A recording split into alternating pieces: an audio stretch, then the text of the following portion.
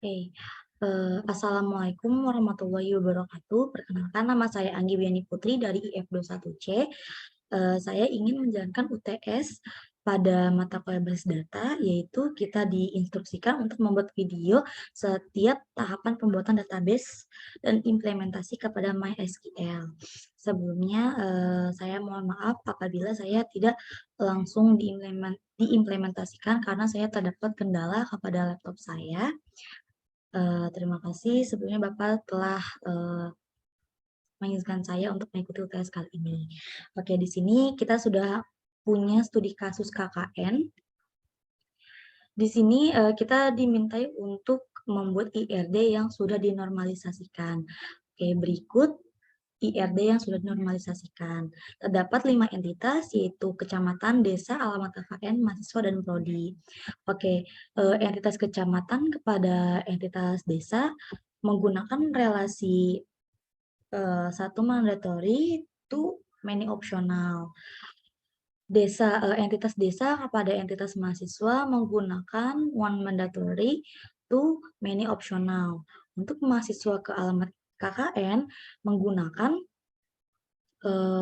one mandatory to many optional, sedangkan untuk entitas mahasiswa pada entitas prodi menggunakan many optional to one mandatory. Karena di sini kecamatan itu terdapat satu, misalkan kita mengambil kasus contoh, satu kecamatan terdapat beberapa desa, maka dari itu one mandatory to many optional. Nah, sedangkan desa yang dipilih untuk digunakan KKN udah pasti untuk satu desa. Satu desa berisi 15 maupun 17 mahasiswa. Jadi relasi yang kita gunakan one mandatory to many optional.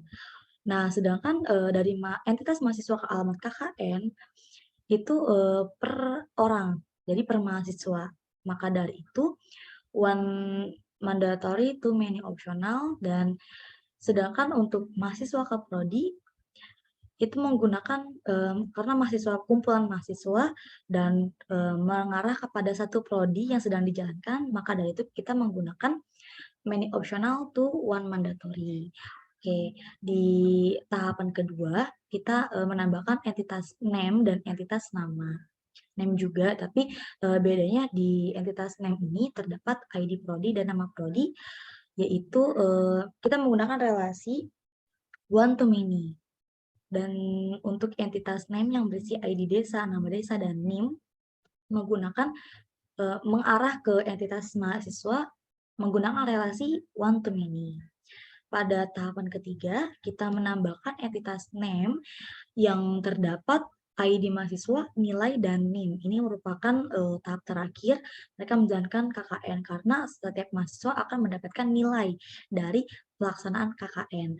Jadi untuk entitas name mengarah ke entitas mahasiswa, kita menggunakan relasi one to many. Oke, sekian penjelasan IRD yang sudah dinormalisasikan.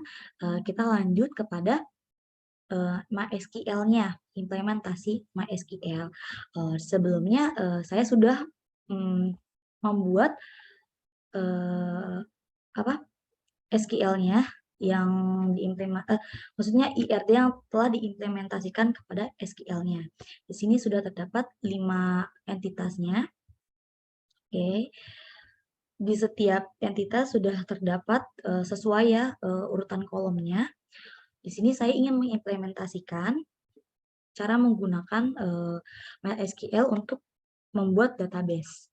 Nah, sebelumnya di sini saya akan menggunakan database name dengan KKN.